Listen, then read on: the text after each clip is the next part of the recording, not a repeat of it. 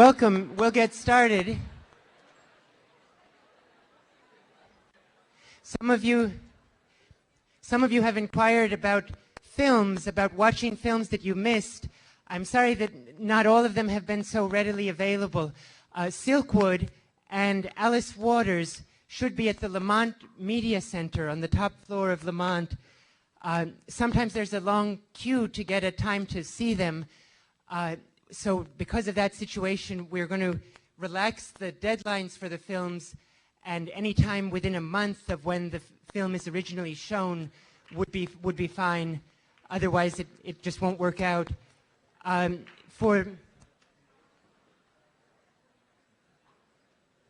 the film Born Rich, which some of you missed, if anyone would like to arrange a showing of that in a house common room or yard common room, contact me and you can set that up, and I can lend you the film and alert the class of the event. Could I have your attention? Our weekly dinner today is at 6 in the Leverett House private dining room. We have a special guest, Richard Blow, famous for his best-selling biography of John F. Kennedy, Jr. He is now doing a biography called Empire of the Mind about Larry Summers and Harvard University. So you're welcome to come to today's dinner to learn of that book and discuss with him. Just a reminder that we have class on Friday when Greg Halpern, the author of Harvard Works Because We Do, will be joining us together with two of the workers portrayed in the book. There are some very beautiful mansions on Brattle Street. They range in price from $2 million to $11 million. They offer a very nice life for those who live in them. And Paul Farmer, as a very distinguished physician, could be living in such a place. He could be serving an already well-served community here in the Boston area and giving an occasional seminar about tropical medicine at Harvard Medical School, where he's a professor, and be widely respected for his social conscience. Instead, he spends most of his time in a very poor district of Haiti, has no interest, I think, in living in the Brattle Street neighborhood. And by the risks that he takes, by the commitment that he shows year after year, he's earned a kind of credibility, a kind of charisma that no one who stays in the world of the comfortable will ever have. Something about suffering and taking risks on behalf of others makes one truthful, makes one credible in a way that those who don't take risks will never know. And then through his books and lectures, he comes back from Haiti to torment the rest of us with the news of the kind of preventable suffering that's going on and what we could be doing about it and are not. Paul Farmer's work focuses on diseases that affect primarily the poor, such as tuberculosis and AIDS, and he writes about the way that social inequalities lead to people dying from easily preventable diseases. He's also chief of the Division of Social Medicine and Health Inequalities at the Brigham and Women's Hospital, and as mentioned, the director of a small rural clinic in Haiti where he spends most of his time. Please join me in welcoming Dr. Paul Farmer.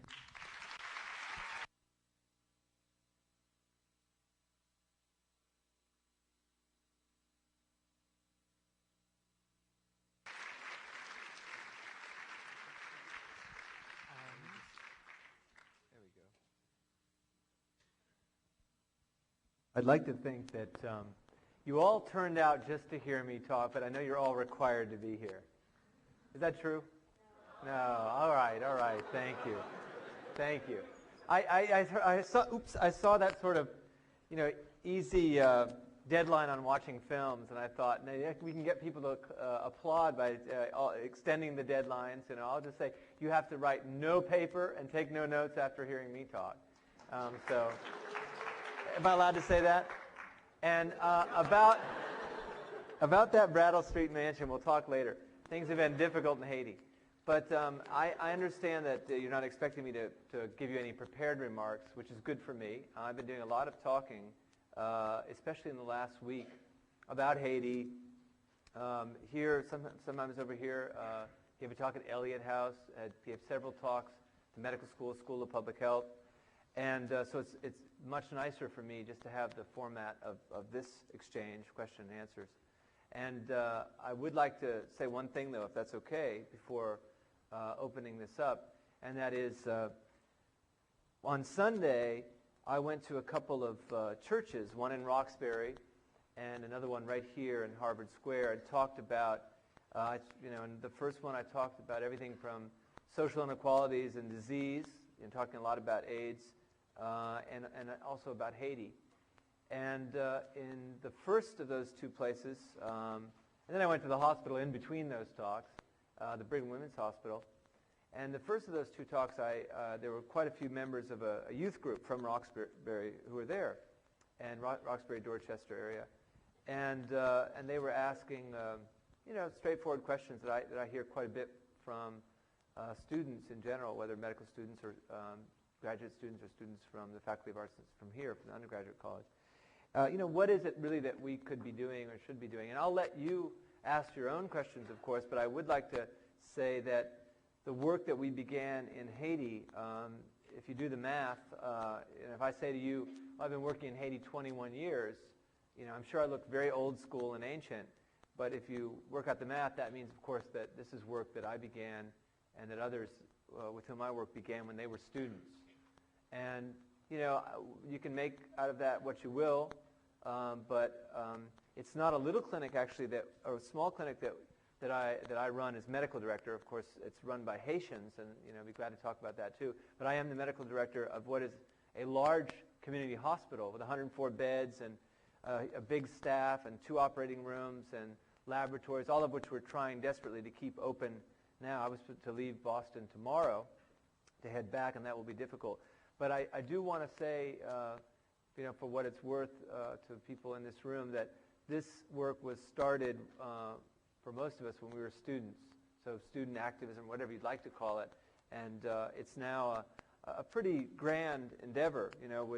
I run, as I said, a hospital, but there are other hospitals and clinics related to this, that are part of the same network in central Haiti. We also work in Roxbury and Dorchester, not Rochester, where there's lots of snow, but Roxbury and Dorchester, in prisons in Siberia, and in urban Peru, and it strikes me as a big and fairly, and I hope noble effort to take on inequalities of health around healthcare, inequalities in general, social inequalities of the kind that you've discussed here, and we started this when we were students. So I just wanted to preface whatever exchange we have now with that. I hope encouraging thought that there's a lot that you can launch when you're students and you're in these sort of islands of privilege, and where you're spared, as I was too when I was a student,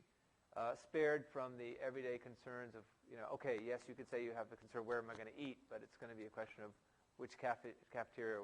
It's not a question, will I be able to eat, or will I get wet when it rains, or will I have to worry about having access to care when I'm sick. So I encourage all of you to think hard about these questions that you're taking up now, and ask how you can respond as students.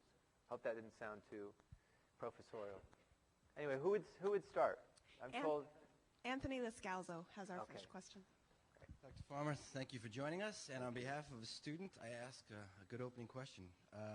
Upon hearing about the poor in the third world, many people would like to help but do not.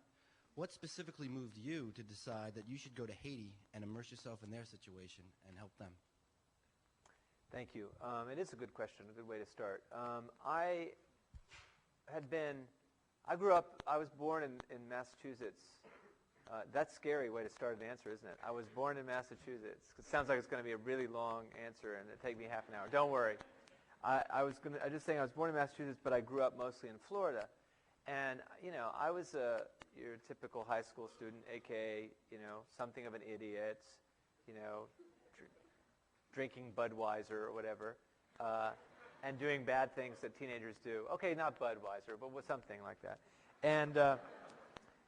And I had been around a little bit as someone living in Florida around migrant farm workers, but not in a sensible or meaningful way. I didn't say, gee, and I've met high school students like this now. I've met them recently, high school students who would come to me and say, I'm already involved in, a clinic for migrant farm workers, or, writing letters to this organization or that, or working as a volunteer. And I was thinking, oh my God, I didn't do anything useful like that when I was in high school. But I didn't.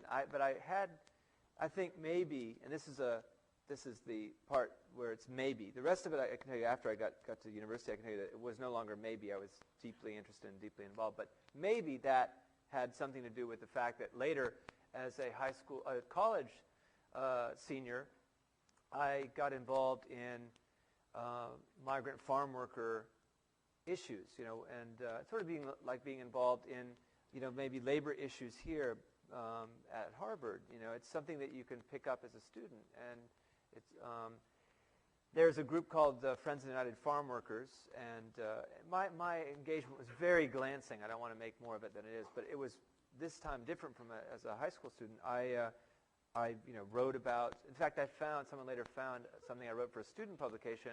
It was about 6,000 words long about Haitian refugees, and more recently, someone found it and sent it to me. And I thought, well, it's not altogether bad, And so I was pretty interested in Haiti well before I ever got there, and it was because of Haitians living here in this country.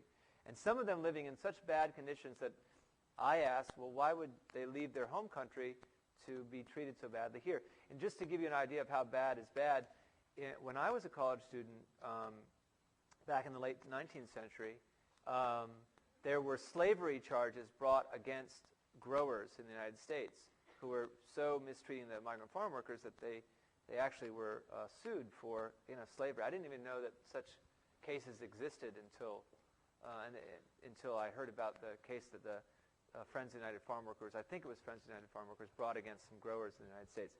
Anyway, by then I was really interested and wanted to respond to a question that was asked to me by a migrant farm worker who said to me, if you want to know why I left Haiti, you should go there and find out for yourself. And so in between college and medical school, I did. I went to Haiti, and I thought, well, I want to be a doctor. Again, I have really no clue at why I wanted to be a doctor. People will say, well, so-and-so in my family was a doctor. No. So-and-so in my family was sick, and, none of that had happened to me. I don't know why I wanted to be a doctor, but I did.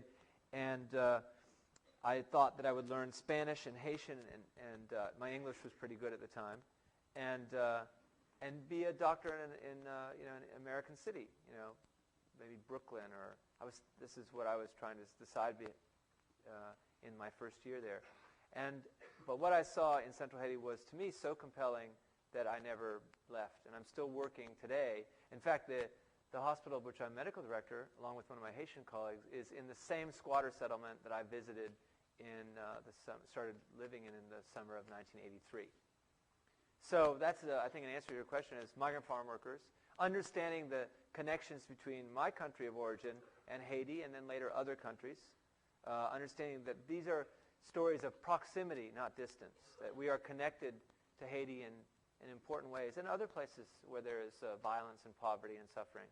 And so, and then I came back to Harvard to do medical school, and from then on I was living between Harvard and Haiti, and I have been ever since. I don't know if that's a decent enough answer. Proximity to and understanding how these forces, poverty, injustice, whatever you want to call them, social inequality, how they affected people's lives. It's something that I wish you could get from reading things or seeing films, and sometimes you can if people are really good at conveying something in writing or on film. But it's, the engagement with the issues themselves made a big difference to me. Thank you. Megan Fuchs.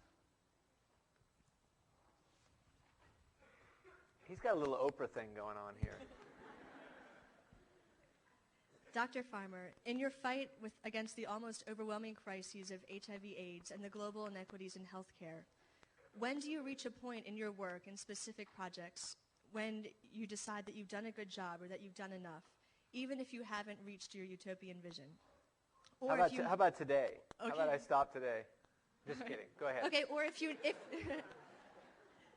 if, on the other hand, as you seem to imply, you never do reach that point when you feel you've made enough progress, how do you keep momentum and energy and idealism alive when straining towards unrealistic and unreachable goals?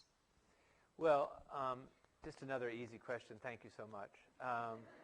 You know, you said almost overwhelming. I would just go ahead and say overwhelming. Who said I'm not overwhelmed?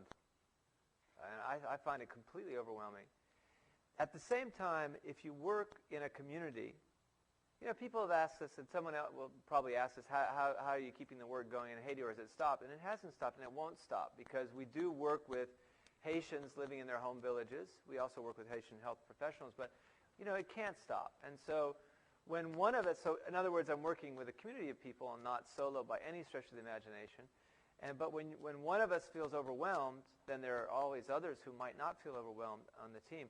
And even if all of us felt overwhelmed, or without hope, say, or despair, with despair, you know, sometimes we say to each other, my colleagues and I, well, if they, the people who we're serving, the people who are living with these awful conditions, no, I'm not talking only about diseases, but also, you know, having to worry about feeding your kids or getting clean water. If they don't have despair, then how can we, you know, arrogate despair for ourselves? How can we say, well, we're going to allow ourselves to be despairing? Now, that may just be a, you know, a strategy for keeping sane,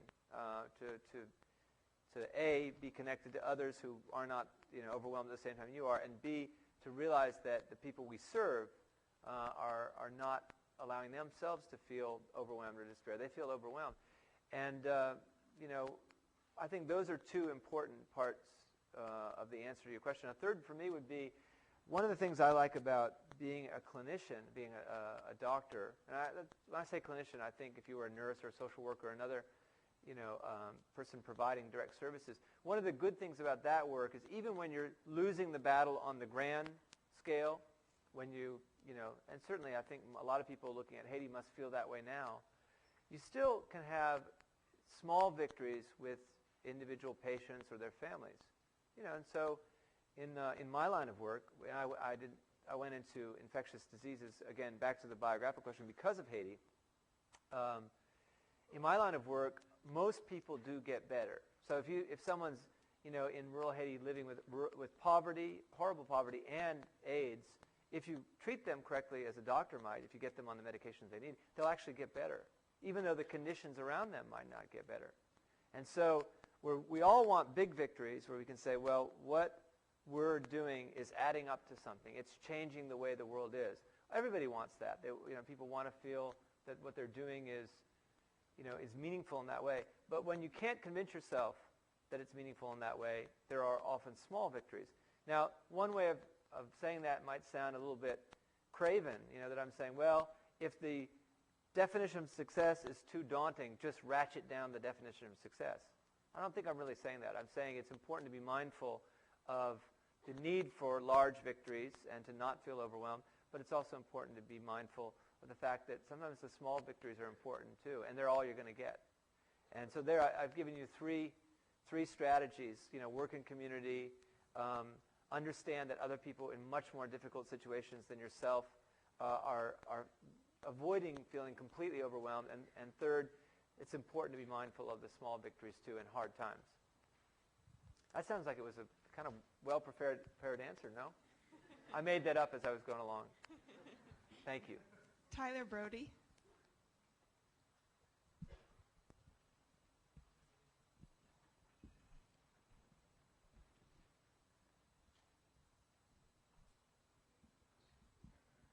Dr. Farmer, you Tyler. once said that as members of the world community, We must recognize that we can and should summon our collective resources to save the countless lives that were previously alleged to be beyond our help.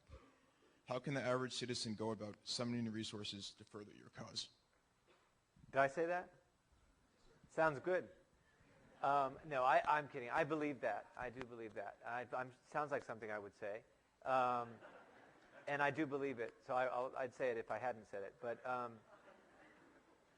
actually, that reminds me of a talk I heard the writer Borges giving in a setting not too different. This famous Argentine writer. And someone asked him a long question, not like yours, which was concise, but a really long question, quoting him. And he said, "I never said that," which wasn't very nice because he did. He was just sort of trying to be funny. How can, for example, let me just say, how can students get involved? And first of all, I think that the conviction that the condition of modernity, of your lives now, the 21st century, I think that we should regard it as different. We should say, and it's easier to do from medicine, inside medicine, because no one would confuse the early 21st century with the mid-20th century, and certainly no one in infectious disease. And so it's sort of not too arcane. I would say that no one would say, for example, that only 60 years ago, the practice of modern medicine was completely different and far inferior in most ways to what we could do now. So first we have to recognize, I think, that the times we're living in are different.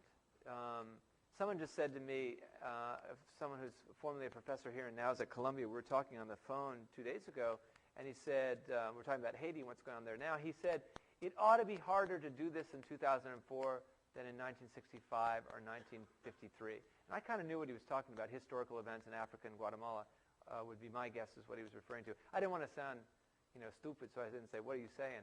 What are you talking about?" But I just nodded sagely as if I understood. I think I did.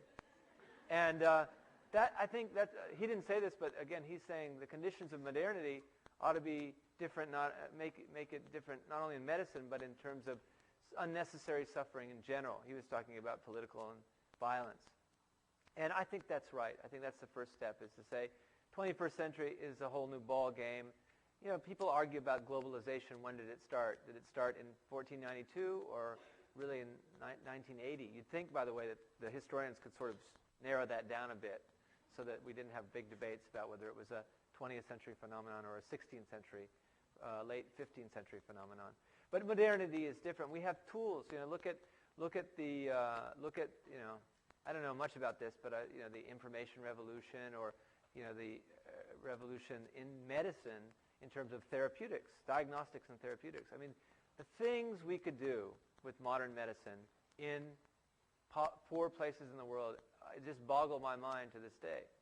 And I go between a really fantastic hospital here, the Brigham and Women's Hospital, where I just came here from there, and rural Haiti, and you can't help but see, I think, if you're on that Harvard-Haiti axis. And by the way, there are no direct flights from Harvard to rural Haiti.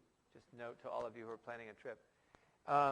You can't do that trajectory for 21 years and not think, my God, what we could do with the fruits of science and modernity in a place like rural Haiti.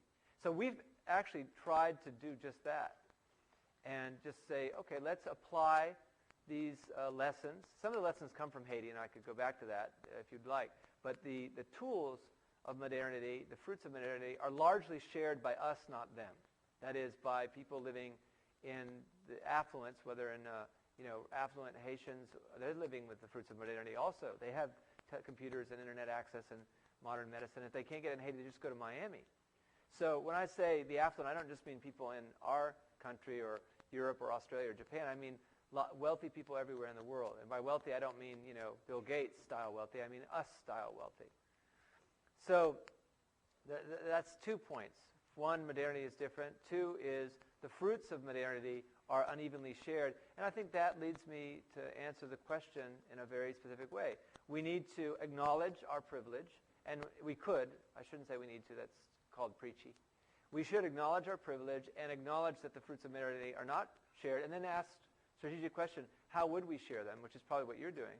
I think, how could students, for example, share them? Well, there are a number of initiatives here at Harvard that are undergraduate propelled. There are projects to do just that. One of them is called MEN. There are others. They're working on looking at how they, as undergraduates, connected to one of the world's most resourced academic, the world's most resourced academic institution. I think that's probably right. Certainly in biomedicine it is. Not, I hear, in computer science, but in biomedicine. How can we link these discoveries up to the needs of real people in real time? And whether you look at new drug development or just raising money for Africans living with HIV disease, or pulling together student groups or policy fora, or special interest groups among students who want to again look at a film together and ask the question that you asked. I think the list is pretty much infinite. You could make a contribution to the remediation of inequalities and unnecessary human suffering in any one of a dozen, 2 dozen, 3 dozen ways. Now, I think for me, as a professor of medicine, as a teacher of medical students, and as a doctor, and as an anthropologist, because I trained in anthropology as well, right here. Not here in the Science Center, but you know what I mean.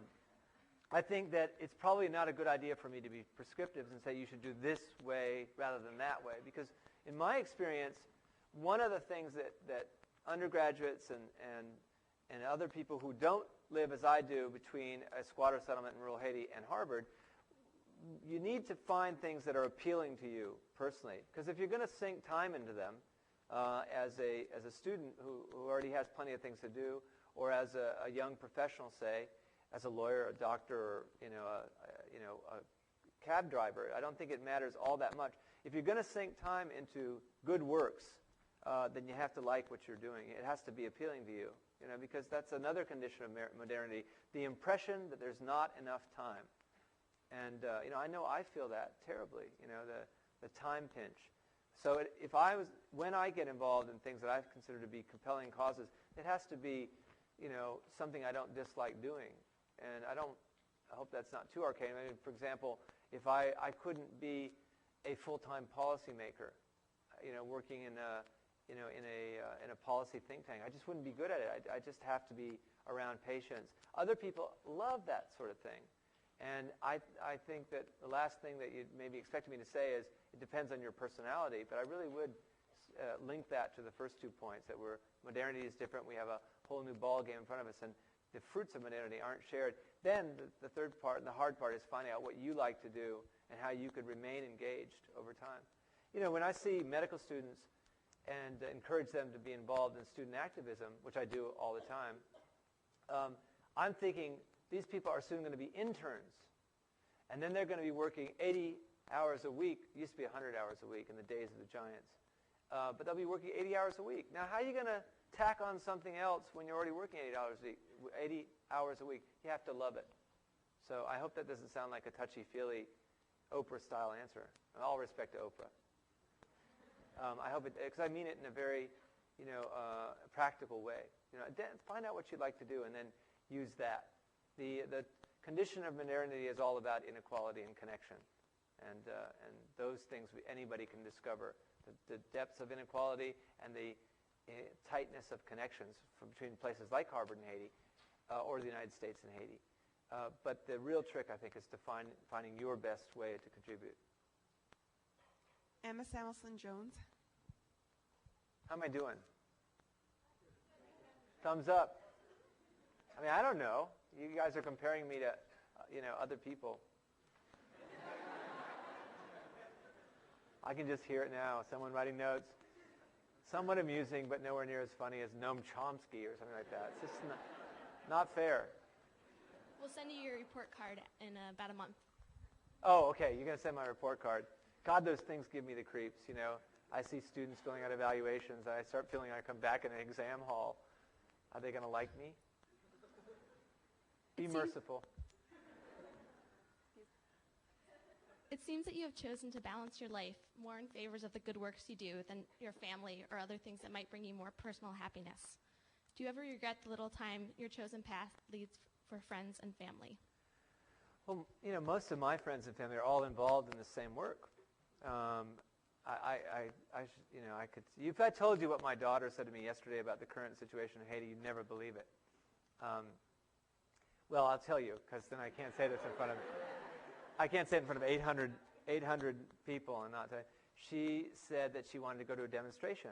Now, if she says this to other friends who are not deeply involved in the work, they're going to think we're brainwashing the kid. She's only 6. But she did say it, and I didn't tell her to say it.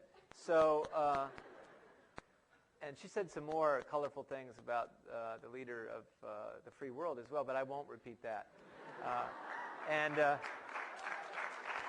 So, it's true. You can't make this stuff up. And so I think, one is, it's really a different question. It's, the natural growth of one's, of my own friends and family and associates is really around this work. Now that may be regrettable. Maybe, I'll be filled with regret. Maybe I'll, if I were a 44-year-old investment banker, however, I might have felt that earlier. I don't know. I'm not trying to diss investment bankers. I just think that I may be spared some of the metaphysical, questions that, thoughtful people ask themselves when they look again at the nature of modernity, the inequality in the world, and then say, gee, now what was I doing during all that time? Let me just tell you, I know because my classmates from medical school who are also 44 years old, most of them are 43 or, they're about my age. Some of them are really having a hard time with a question that I haven't really grappled with as much. Is this really, all there is in terms of my life as a physician? I have never had. Maybe I'm just superficial, shallow, and don't ask reflective questions. But that's not really the one that grabs me. When I'm working here in Boston or where, as was mentioned, I work. We started a new division recently called the Division of Social Medicine and Health Inequalities. Nor do I ask that question in Haiti. These are, to me, the most compelling things I could be doing. Like everyone else, you want your friends and family, around, and everybody needs escape and life's simple pleasures and laughter and forgetting and so on and so forth. But sometimes I think laughter and forgetting comes at a pretty high price psychically, because again, the world is such the world is so riven by these problems that that you guys are considering in this class. It's really the striking thing about the world to me are these inequalities, and this it's just nuts to me. For example, that 50 years after the development of effective treatment for tuberculosis, that tuberculosis was the leading infectious killer of adults in the world until it was surpassed by HIV disease. That's crazy. Or people die. People who dying of diseases for which there are vaccines that cost 12 cents. Or I'd like to think that if we were back in say Alabama in the 1940s and people were saying, "What? There's this great syphilis study. Why don't you get involved in the research part of it?" I'd like to think that we'd say, "This is nuts. We're not going to do this." And and that didn't happen, as you know. I'm making a oblique reference to the Tuskegee study, in which the natural history of untreated syphilis was allowed to run its course in African American sharecroppers, and that story I think was broken in the Atlanta Constitution in 1971. 20, 30 years after the development of effective therapy for this disease, which is, by the way, in the form that was being studied, is fatal often. Anyway, now you're probably wondering, how did I get to syphilis when I was talking about my personal life? But what I was really saying is that the questions of making meaning in difficult times, I think everybody grapples with that, and I hope I'm certainly not self-satisfied. If I were, I'd be, I wouldn't be frustrated about what's going on in my work and in our work in Haiti. I'm not at all satisfied. And I keep asking myself, and back to your question, am I doing enough? Are we doing enough? And but the other question that I think I haven't asked as much is this meaningful at all? And I think that happens to a lot of people, when they're in their 40s or 50s and they're wondering, what it was all about or what it has been about so far. So, thank you. Is the sound still working in the back? It sounded like it dropped. Can you hear in the back? Okay, good. Question is from Sakura Christmas.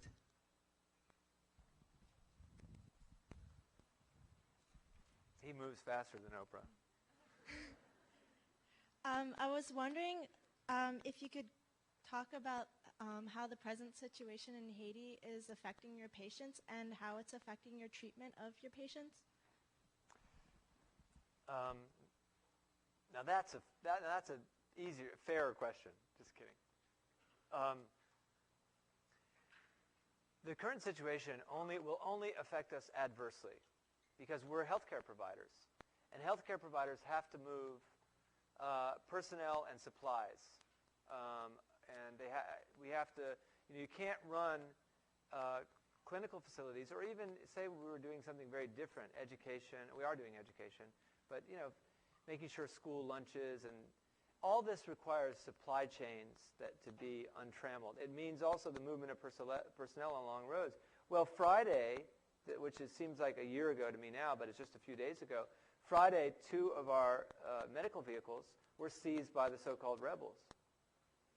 And that's just an example of, and the staff that I work with there, and the patients too. They're frightened to move along the roads. And let me put it another way: how can you do community health work if you can't get to the communities in question? So the current situation only affects us adversely. What was the second part of the question? Oh, and the patients. Well, so far, think about. I think one example that comes to mind when you ask that question is, what about diseases for which daily therapy is required? AIDS is like that. Tuberculosis, diabetes, hypertension, any chronic treatable illness. What about those patients? Well, we've put in place special measures to protect that work. That is, we have what we've been calling a buffer stock of medications that we've built up in case there are problems like this. And also, we tried to make the system of delivery not dependent on roads and not dependent on the movement of professionals like me from, say, Harvard to Haiti or from Port-au-Prince to Haiti. And, community health workers deliver those services, and they're still doing it. So the way that it's affected us has been moving supplies and moving personnel, and also the number of patients coming to our clinics and hospitals. The hospital's full, but the clinics have had a big dip in the number of ambulatory visits, that is, the number of people who just show up on foot because people are afraid to travel. And I'd say about a third of our patients come to the clinic in a vehicle, not a car, in a big truck or something. There are all sorts of Haitian words for those trucks. The other third come on a beast, ombet. Sorry. I don't know if there are any Haitians here, but they'll appreciate it. I hope a beast, meaning a donkey.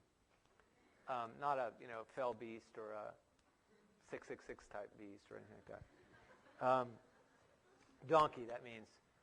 And the other third walk. I mean, I don't know if that's accurate. A third in some sort of public transportation, a third on a donkey or a horse, mostly a donkey, and a third on foot. So I would say the people who walk, and sometimes for many hours to reach us, many of them are still coming, but the people who take public transportation, which is not like the T, mind you.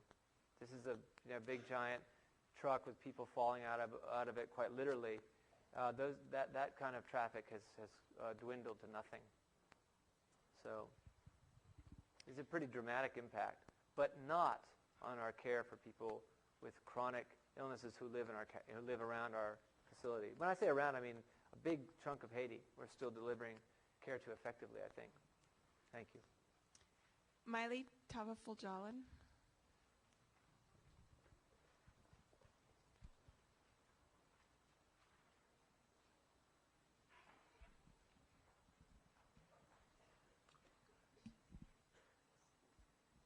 Did you sit back there just so he'd have to run that far?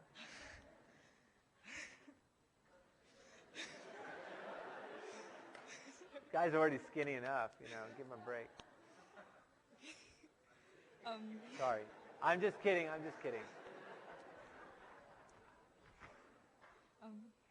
Okay, my question is, an article we read prior to your visit stated that the average cost of HIV treatment in the U.S. would be in the range of $10,000 per patient annually, compared to the $1,500 annually through those treated by your organization in Haiti. How have you been able to work with drug companies to convince them to help you with your goals and offer your price cuts when it flies in the face of what they see as maintaining high profitability on their drug products and effectively hurts their bottom line? Well, I have some updates for you since from that time. And most of it's good. First of all, the $10,000 is probably not the cost of delivering care. That's probably the cost of the medications alone. I don't think that counts lab work, the U.S. costs, lab work, physician and nurse costs, etc. Certainly not hospitalization. So the figure, the U.S. figure is a very lowball figure. The second figure is, in fact, we don't even spend a third that now. It's under $500 per patient per year. And the meds themselves have, the prices have been reduced very dramatically. At one point, we were paying $1,440 for a 3-drug combination, a good one, and we were getting those drugs at concessional prices, but from the research-based pharmaceutical industry. Now we're buying generic medications, largely from India. And the prices we negotiated prices as best we could, but then other bigger players got involved in the negotiation deals. I mean, when I went to Harvard Medical School, I didn't take a course in Drug Price Negotiation 101. We don't know what we're doing in this arena. We just were calling and saying, our patients are sick, we'll buy some medicines, Anyway, it wasn't very sophisticated. But we have a good, don't get me wrong, our drug procurement team is excellent. That part of our work is sophisticated, and I'm not just saying that because I'm worried that our drug procurement director is here. She isn't here, but it's rather because I want to give full props to her. But that's different from negotiating prices, right? And then in the last couple of years, other players, including the Clinton Foundation, have been involved in going back to India and to various countries and to renegotiating all the prices for the medications and more medications than we even had concessional prices for, and also diagnostics, sometimes from the research-based pharmaceutical companies and sometimes from the generic manufacturers. So that's the answer to the first part of your question. How have we done it? Well, we did it through coalition building. We did it by working with the World Health Organization, Doctors Without Borders, a group called the International Dispensary Association. We had some experience doing this, too, with other drugs. And one person whose work you should follow is Jim Kim, who was the director of Partners in Health for some time and who is now at the World Health Organization. He's been very involved in negotiating and building up systems for drug procurement that would help drop the price of drugs for TB and HIV. Now, the second part of the question is the really hard part. I suppose the research-based pharmaceutical can reasonably argue that their bottom line has to be profitable, or their stockholders, again, I think quite reasonably, will not be satisfied. You wouldn't want to invest. I'm not an investor, nor do I play one on TV, but you wouldn't want to invest in a stock that was just going to bottom out. I can understand their point of view. Before I continue talking, though, I would say, in honesty, that the profitability of the drug companies is not my concern. It's the welfare of the patients I take care of. And again, I think that's reasonable also for a doctor. It's a reasonable point of view. I'm not saying that to irritate, and I would say that I think I have said it, in fact, with the people involved in the research-based pharmaceutical industry. And I think that there's a mutual respect, that it doesn't seem unreasonable for someone who's a physician to not concern him or herself with profitability of pharmaceuticals, but rather with the welfare of the patient at hand.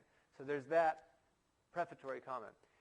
That said, part one and part two. Part one is telling you that we've dropped the prices even lower to probably $150 per patient per year for the meds, with a good 3-drug combination. Two, that coalition building is how we did it. And 3 is I'm not concerned with the profitability issue as my primary concern. That said, it is a real dilemma. And I don't know the answer to it. I would say this, though. There's got to be a way for us humans Don't worry, I'm not going to say can't we all get along. There's got to be a way for us humans to find financing for drug development for drugs for poor people. There must be a way. And I don't know whether that's a mix of public resources. If you look at the cash flows, not just in the international financial markets and all that stuff, those cash flows every day are just unthinkably huge, but just cash flows in the public sector and in the international financial institutions, like the World Bank and the International Monetary Fund and other development banks. Those are not so much private cash flows. They're publicly funded. They're funded by member states and ultimately by citizens. And those are, tens of billions of dollars a day moving around outside of the international financial markets and the corporations. So even without, directly attacking those profits, and I think most of you know already that the research-based pharmaceutical industry is the most profitable of all international commerce. It's the number one, has number one return on investment. So that's another thing. And when you look at what they spend their money on, they now spend more on on advertising than they do on research and development. And I think that if we're going to have a debate about it, we have to have these basics. Most profitable industry, year in, year out. And where do I get this information? Well, left-wing conspiracy magazines like Fortune 500. You just get this right from their own literature. Is the pharmaceutical industry is the industry with the biggest return, and they spend more on advertising than on R&D. So those facts are important to have the debate. But then I also think we have to acknowledge that research-based pharmaceutical companies are under great pressure to give that return to their investors. And we're not going to alter the structure of the modern corporation in time to develop new meds for diseases that afflict the poor. We have to have novel strategies, for investment. Why are you guys shuffling around? I'm just getting warmed up. What are you thinking here? How did I do on that? Thumbs up again? Or the finger in the air? Sort of like power to the people? Anyway. Before we thank you, just a practical question. What about Catherine Bernson? I think we've come to the end of our time, but... Wait a second. Where's Catherine Bernson? Well, we can take a quick question from her.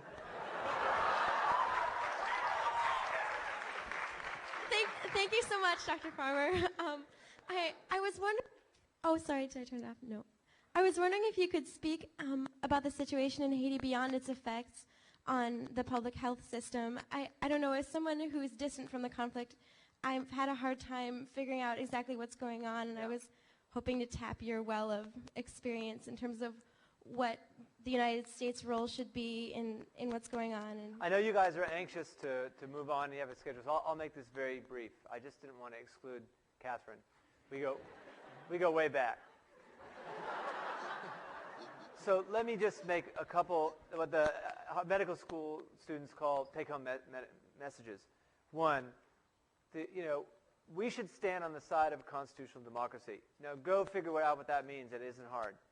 Two, we should never have engaged in a blockade of humanitarian and development assistance to Haiti over the last 3 years. Number three, when you have, when you squeeze a country that poor, it will crumble. It did too, and we did that.